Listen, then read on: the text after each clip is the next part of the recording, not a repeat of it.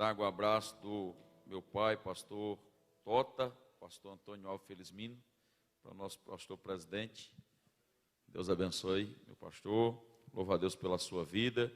Pastor Dari, todos os irmãos que estão na nossa retaguarda, nosso vice-presidente, que Deus abençoe. Pastor Severino, pastor Daniel, vocês são bênção de Deus. O evangelista Francisco, que nos convidou não, intimou, né? Vai ter alguma coisa na sexta-feira? Não, então vá lá. Eu digo, tá bom, acabou-se. Amém, pronto, estava com o pastor Dari, não tem jeito de dizer não, né? Mas eu louvo a Deus por estar aqui esta noite. Louvo a Deus pela minha esposa e pelos meus filhos que estão ali atrás. Deus abençoe a vida deles que têm nos acompanhado. Abra sua Bíblia comigo. Primeiro livro dos Reis, no capítulo 18.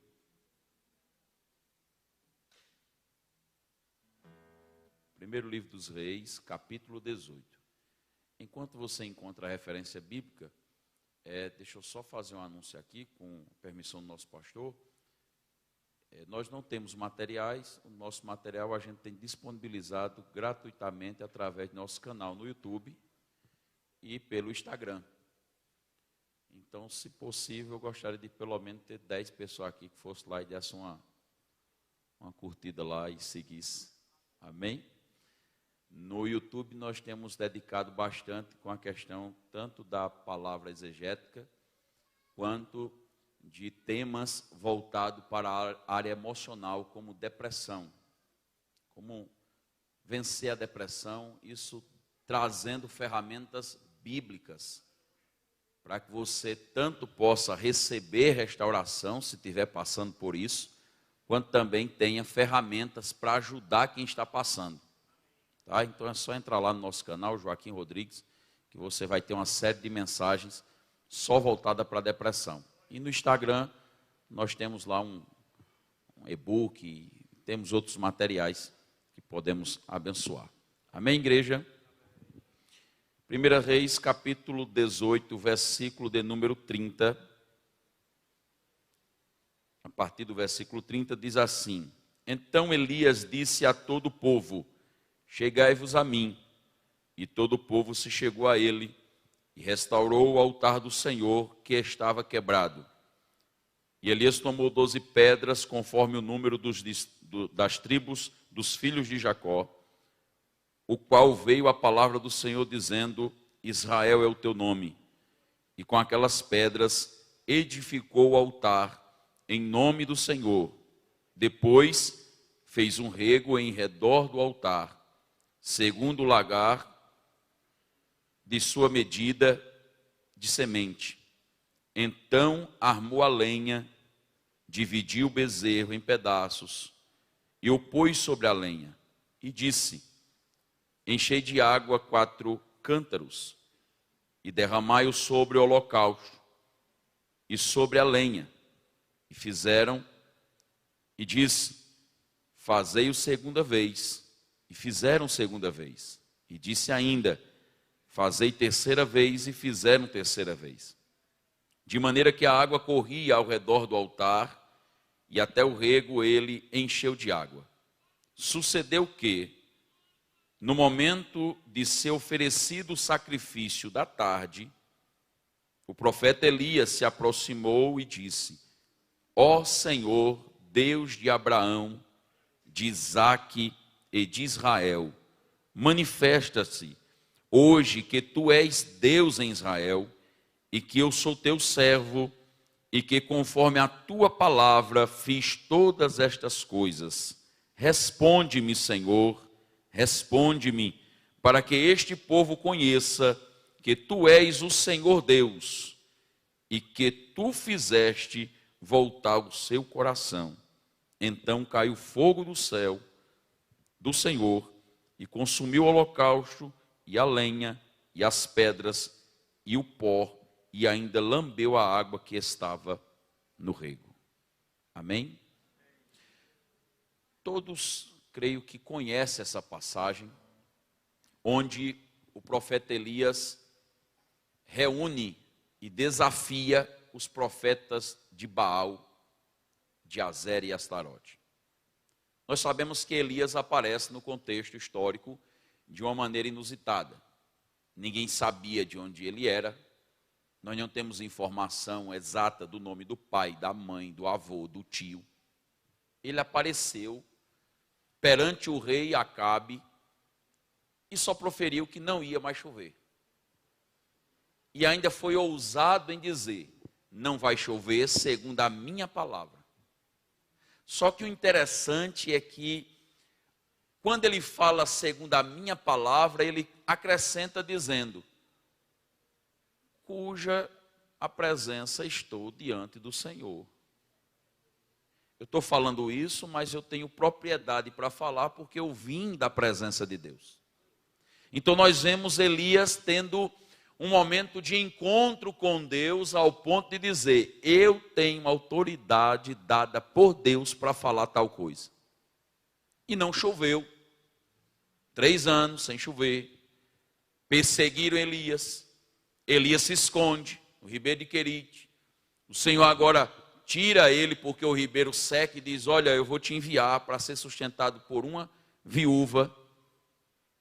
Elias encontra uma viúva desesperada que estava catando uns cavacozinhos de madeira para fazer a sua última refeição e morrer.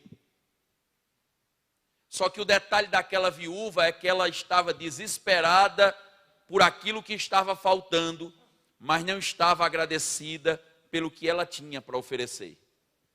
Porque prontamente, quando ele diz: dai-me água de beber, ela disse: eu tenho água. O item mais valioso numa seca é água. Então ela tinha água, mas tinha somente um pouquinho de farinha, um pouquinho de azeite. E nesse momento, quando ela decidiu ofertar o que ela tinha de maior valor, que era a água, o profeta disse: não faltará azeite na botija, nem farinha na panela. É interessante isso, porque o profeta ele continua sendo usado por Deus meio à crise. E agora aquela mulher tem o seu filho morto, coloca ele na cama do profeta e ele começa agora a orar e o menino volta a viver. Milagres, milagres. Só que quando chega no capítulo 18, que agora ele manda um recado para Acabe, manda um recado para os profetas de Baal, desafiando, dizendo: vamos fazer o seguinte, o Deus que responder com fogo, esse será o Deus de Israel. Vamos até o monte. Subiram o monte, e chegando lá ele disse: eu faço questão de vocês pedirem primeiro. E os profetas de Baal começaram a clamar, e clamaram, e clamaram, e clamaram de novo. Começaram a se desesperar, se cortava, se batia, e não via resposta, e nada acontecia. E como todo profeta de Deus, irmão, tem um senso de humor meio sarcástico. Grite mais. Quem sabe ele não está dormindo. Ele deve estar ocupado com outras coisas. Fale mais alto. Ao ponto que, chegando o meio-dia, viram que não ia responder, disse: agora é comigo. E o que me chama a atenção desse texto é que a oração de Elias, segundo a teologia da oração, não demorou mais do que 15 segundos. E foi respondida. Amém? Só que tem um segredo para que a oração seja respondida em menos de 15 segundos. É o quê? A disposição, a força de vontade, o desempenho em levantar o altar de Deus. Se você observar, ele vai sacrificar no momento do sacrifício da tarde, aproximadamente 3 horas da tarde. Isso quer dizer que ele demorou cerca de 3 horas preparando pedra, catando lenha, matando cordeiro, esquartejando. Eu não sei se tem alguém aqui que trabalha com açougue, mas eu conheci um pastor que trabalhava e uma vez ele aceitou o desafio e eu vi aquele homem suar muito. Ele disse: em meia hora eu consigo desossar um boi inteiro. Suou, pastor, mas conseguiu. Eu disse: meia hora para desossar um boi. Elias, observe o trabalho. Matou um novilho. Preparou 12 pedras. Entende, irmão, que não era pedra lavrada, não. Era pedra que deveria ser encontrada para se encaixar, para formar um altar. Não foi algo rápido. Foi penoso. Preparar a lenha, partir o animal, colocar sobre a lenha e agora pedir mais uma vez uma outra oferta: água. Água para quê? Para ser derramada no altar. Aqui já quebra o coração dos murmuradores quando nós falamos de oferta. Porque sempre nós queremos uma justificativa para a oferta que nós estamos oferecendo a Deus. O que vai ser feito? Para que será usado? E aí imagine o pastor chegando e dizendo: não, eu vou jogar fora. Eu vou comprar de garrafa d'água para jogar no chão. Você daria? Você entregaria a oferta? A gente não pensa nisso. Porque a oferta é algo que você tem que deixar no altar entendendo que ela será queimada.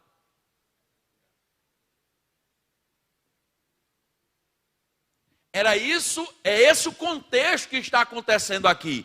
Eu quero que vocês encham esses cântaros de água e tragam para mim a primeira vez, a segunda vez, a terceira vez e derrama água. Derramar o quê? Isso mesmo, derrama água. Mas a água é preciosa, nós estamos com sede. Já tem o dia todo aqui, esperando ver qual é o Deus que vai responder com fogo. Ele disse: não importa, o que importa é obedecer. Derrama água. Aleluia. Então nós observamos que teve todo um cronograma, tudo bem organizado segundo a ordem do Senhor. Dá trabalho, é trabalhoso, mas a resposta é certa. Amém? A resposta é certa. E quando eu falo de resposta certa, nós podemos nos lembrar de alguns nomes, para que nós possamos discorrer essa mensagem, como de Daniel, que orou por 21 dias. E chega um anjo perto de Daniel, e agora a primeira palavra do anjo é: Daniel, homem muito amado. Porque Daniel já tinha pedido perdão por ele, pelos pais, até a 5ª geração, para entender por que não recebeu resposta. E o anjo disse: tu é muito amado, Daniel. Você tem que entender que quando você pensou em dobrar os joelhos, Deus já mandou eu trazer a resposta. Aleluia. O que começa o mover espiritual na sua vida não é quando você dobra o joelho, é quando você decide no seu coração: eu vou buscar ao Senhor, porque eu sei que Ele me dará resposta.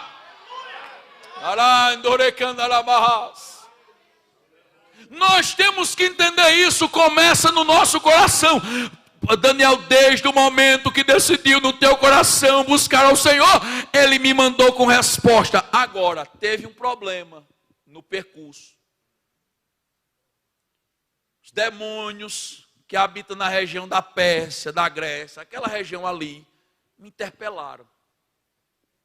Mas porque tu continuaste orando, Deus mandou Miguel, aleluia, para que eu pudesse te trazer a resposta, oh glória. Entenda que a oração, mesmo quando não é respondida, nós temos que continuar clamando, porque aí chega um momento que Deus diz: espera aí, já mandei a resposta e ainda não foi dada. Cadê o anjo? Cadê a resposta? Porque ele ainda está dobrado o joelho. Eu já respondi, e você continua clamando, e Deus vai mandando resposta para a tua vida. É o que acontece aqui. Elias tinha uma vida de oração que fez com que, quando ele chegou no momento do sacrifício, ele disse: primeiro eu vou sacrificar, primeiro eu vou suar a camisa, primeiro eu vou ter muito trabalho, para que o resultado seja imediato. 12 pedras ele escolheu. Há 12 áreas na nossa vida que precisa ser reparada. O altar era de pedra porque Deus exigia assim, para que se transformasse em um memorial. Onde passasse, o povo ia ver o altar e dizer: ali Deus derramou fogo. É por isso que toda vez que você vai ver numa passagem, principalmente quando eles estavam vindo do Egito, o Senhor diz: levanta um altar de pedra e coloca um montão de pedra dentro do rio, do rio de Jordão. Coloca um montão de pedra em tal canto, porque eu quero que seja um memorial. Quando todo mundo estivesse nadando no rio Jordão, que tocasse nas pedras, foi aqui que o Jordão abriu. Está preparado para que a tua vida seja um memorial de Deus? Para que todo mundo que passe por você e vai dizer: está vendo aquilo ali? Vão falar de você. Não fique preocupado não. Vão falar de você. Vão dizer: grandes coisas fez o Senhor por este. Aí você vai ouvir e vai dizer: realmente grandes coisas fez o Senhor por nós. E é por isso que estamos alegres. 12 áreas que precisa se arrumar na nossa vida. Primeira, oração. A oração, ela se conclui aqui, num culto como esse, numa campanha maravilhosa como essa. Mas a nossa vida tem que ser de oração. Orai sem cessar. O que é que a oração traz? Primeiro, arrependimento. Eu não consigo entender um crente que ora e não é arrependido. Isaías chegou ao ponto de dizer que ele era um mentiroso. Porque do capítulo 1 ao capítulo 5, ele estava profetizando, mas muitas vezes não era Deus que estava falando. Mas no capítulo 6, que ele encontra o Senhor, a primeira coisa que ele faz é dizer: ai de mim que sou pecador, habito no meio de um povo pecador, de lábios impuros, e eu vi a glória do Senhor, eu vi o Senhor, eu vou morrer. Quando ele se arrepende, vem um serafim, queima ele e diz: a tua iniquidade foi queimada. E ele estava apto para ouvir a voz de Deus. Segundo, transformação. Jacó. Jacó é Jacó. Jacó nasceu Jacó. Não porque ele queria ser Jacó.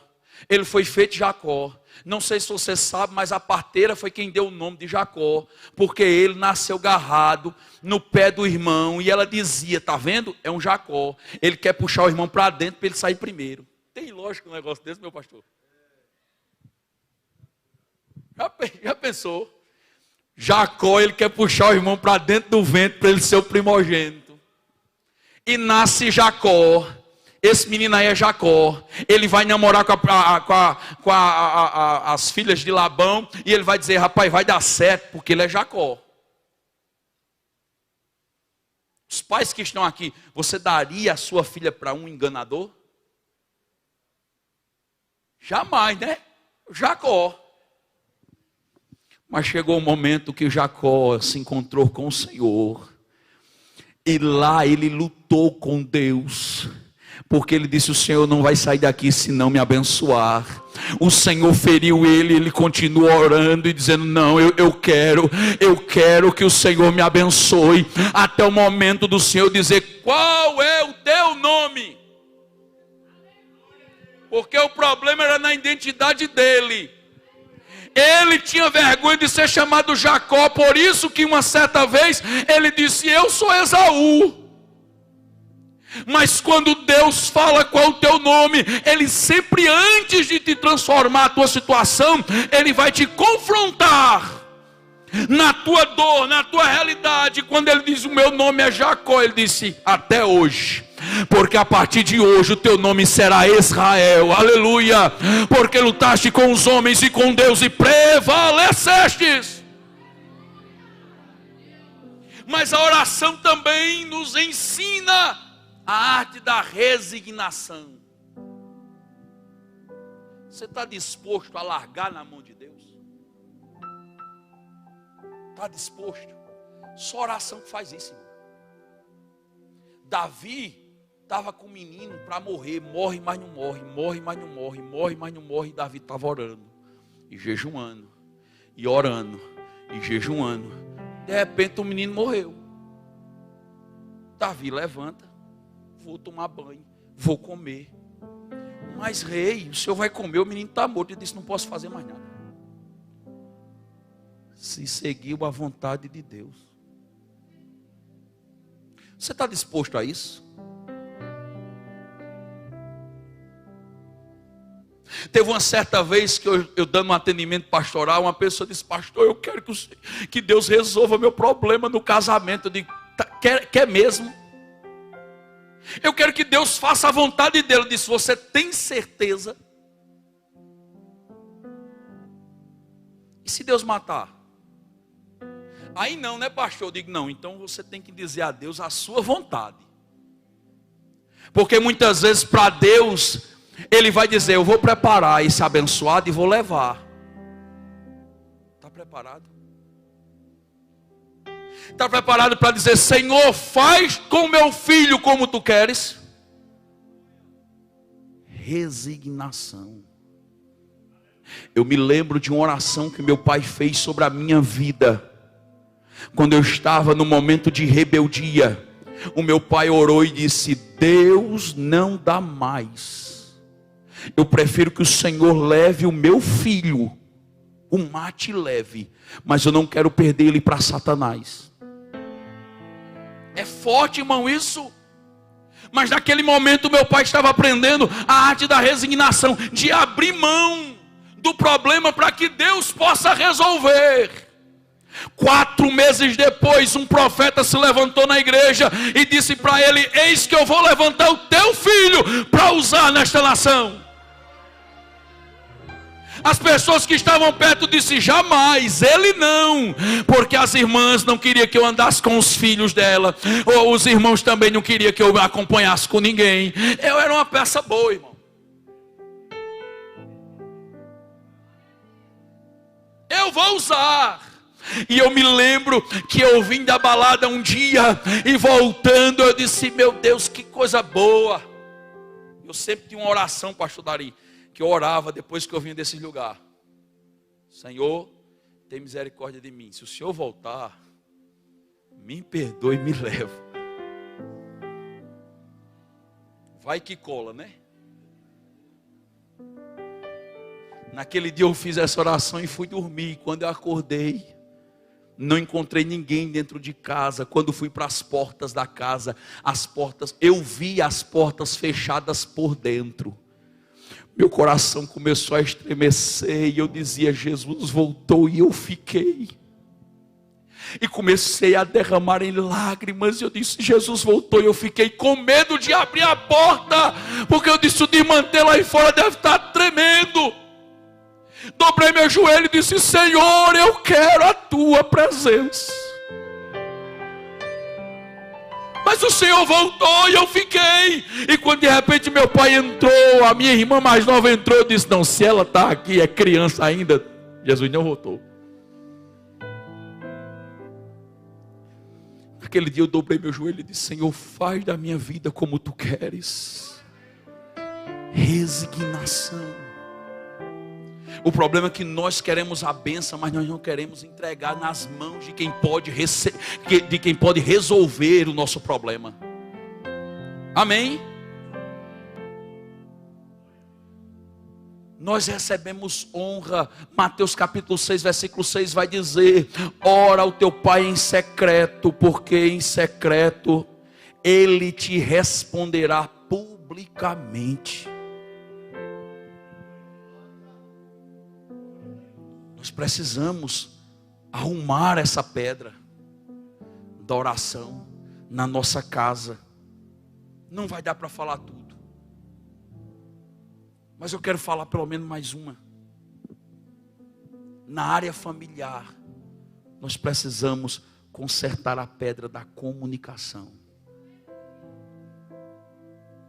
Há famílias degladiando entre si somente porque não se comunicam. Casamentos frustrados porque existe um cabo de guerra. A esposa puxa para um lado, o marido puxa para outro. E entenda, casamento é um casamento espiritual de duas pessoas adultas que resolveram morar juntas. Por quê? Porque tem o mesmo propósito. Se não sentar para resolver o propósito, dizer o nosso propósito é esse, vamos pintar a casa de amarelo? Vamos, depois a gente pinta de rosa, depois a gente pinta de verde, depois a gente pinta do que você quiser, mas agora vamos seguir o propósito, um de cada vez. Como disse Davi, buscarei uma coisa ao Senhor. Propósito. Aprenda a mostrar a visão que você tem sobre o reino de Deus para a sua família. Tente entender a visão que os seus filhos têm sobre o reino de Deus. Por quê?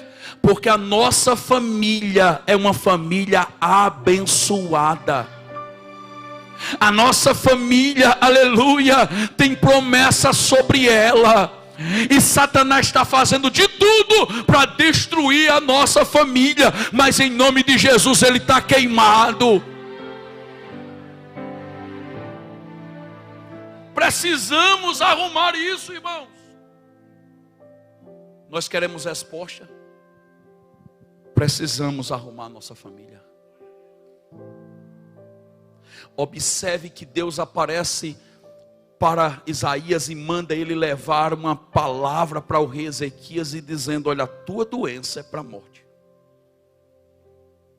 Ezequias chora, ora. Deus responde sim ou não? Sim ou não, igreja?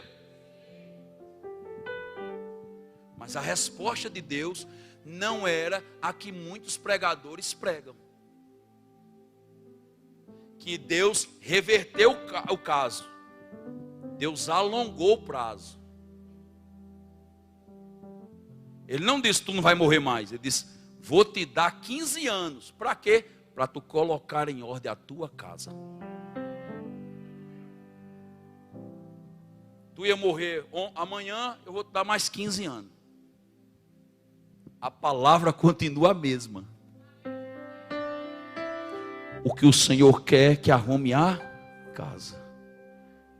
E como ele não atendeu a palavra do Senhor, veio uns homens lá de Babilônia trazer presente. Ele apresentou toda a casa. E o profeta disse: o que é que esses homens viram? Ele disse: viram tudo. Ele disse: então esse povo vai vir, vai levar os teus filhos cativos, não vai castrá-los.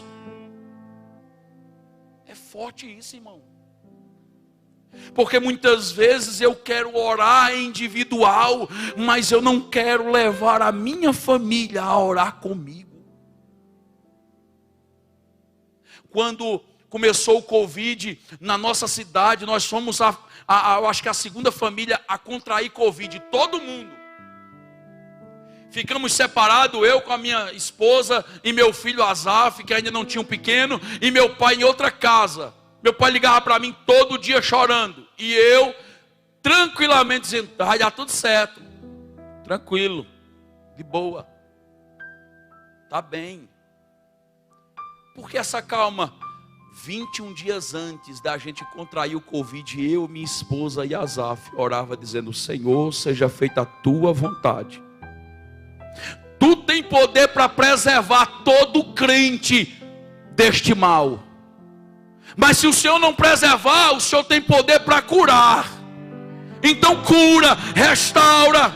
E a gente orou pela igreja, mas eu também dizia: Senhor, mas se o Senhor não curar, consola. Mas seja feito conforme a tua vontade. Aleluia. Entenda que nós temos que orar em família. Elias fez toda aquela mão de obra para uma oração de 15 minutos. E eu, com a permissão do pastor, gostaria que você ficasse de pé. Já se passou o horário. Peço perdão ao nosso pastor. Mas Deus tem algo para fazer hoje aqui. Talvez você veio para cá cansado.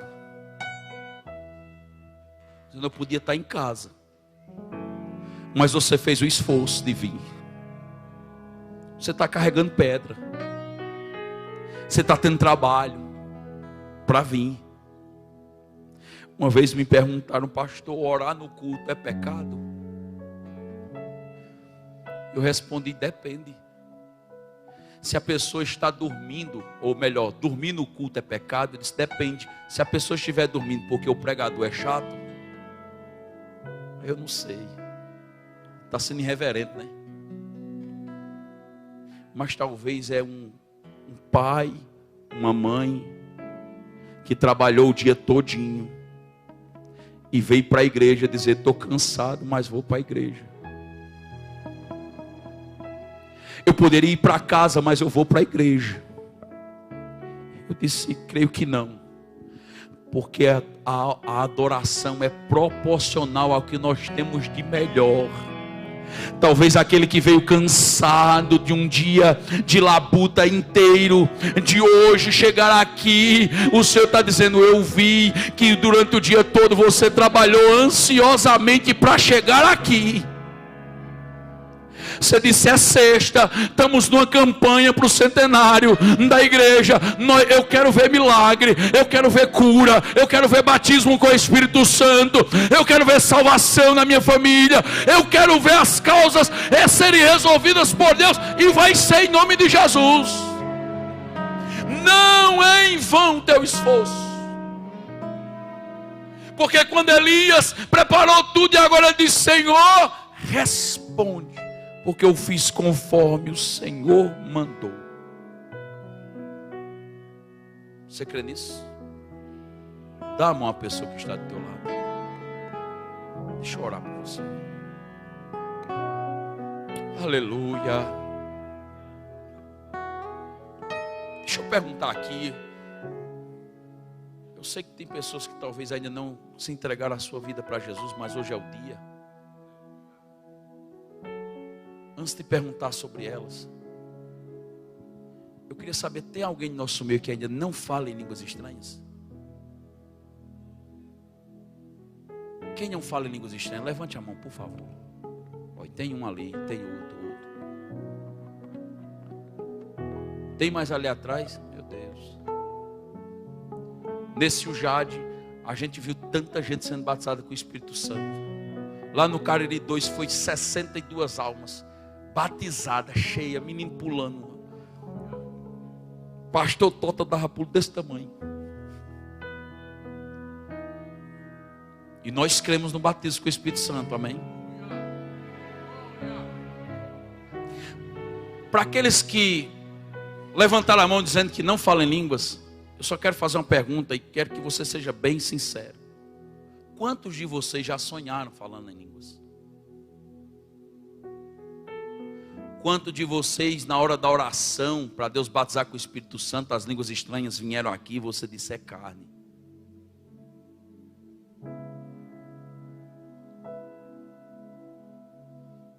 Na hora que veio para falar em línguas estranhas, você ficou com vergonha, porque disse: será que isso é de mim mesmo?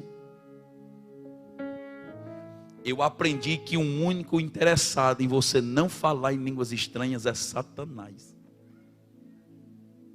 E eu aprendi com os nossos pastores que as línguas estranhas é algo que o Espírito Santo coloca aqui.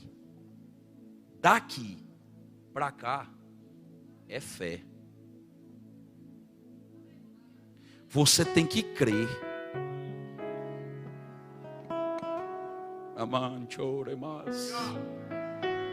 Eu creio. É fé.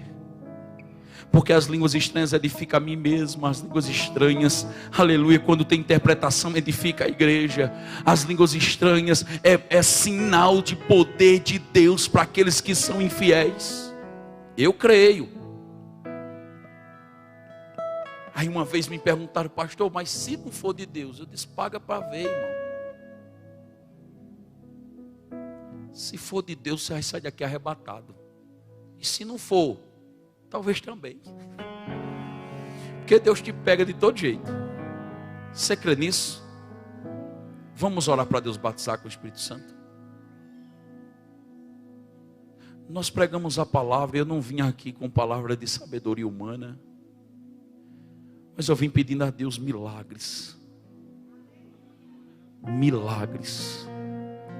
E quando há um crente falando em línguas estranhas, o inferno entende que a peleja foi perdida por eles.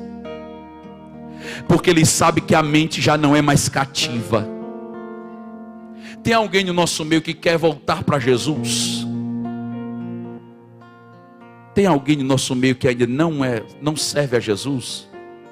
Que quer voltar para o Senhor hoje? Quer fazer esse compromisso com Ele em dizer, Senhor, eu vou te buscar como Elias, porque eu sei que o Senhor trará resposta para a minha vida. Tem alguém? Eu não vou insistir, mas eu quero orar. Mas eu quero orar com a igreja. Onde 2 ou 3 concordarem na terra, será concordado no céu. Amém? Tem uma pessoa se voltando para Jesus, é isso? Oh glória! O glória a Deus poderia ser mais alto, oh glória. Orando que naramachandarabahas. Deus está na casa, tem restauração, tem renovo. Oh, aleluia! Nós vamos orar agora. E eu tenho certeza que Deus vai visitar a sua igreja, como já tem visitado desde o começo do culto. Que o mesmo Deus que respondeu com fogo a Elias, nos responderá também. Quantos crê, levanta a mão da pessoa que está do teu lado, e você vai orar por ela. Segura a mão da pessoa, segura a mão dela. Eu não sou muito de fazer isso não, mas hoje o Senhor, eu não sei se é, eu acho que foi o Jade que, né, a gente veio cheio já e tomado, né, pastor Severino? Aleluia, e eu creio que Deus vai fazer maravilhas hoje aqui. Você que não fala em línguas estranhas, esta é a oportunidade. Você só vai dizer, Senhor, eu creio e eu quero falar em línguas estranhas, e comece a adorá-lo agora, porque essa pessoa que está do teu lado vai orar por você. E quando as línguas estranhas chegar, fale em nome de Jesus, porque Ele estará confirmando que é Ele na tua vida. Senhor Deus e Pai que está no céu, eu te agradeço, Senhor,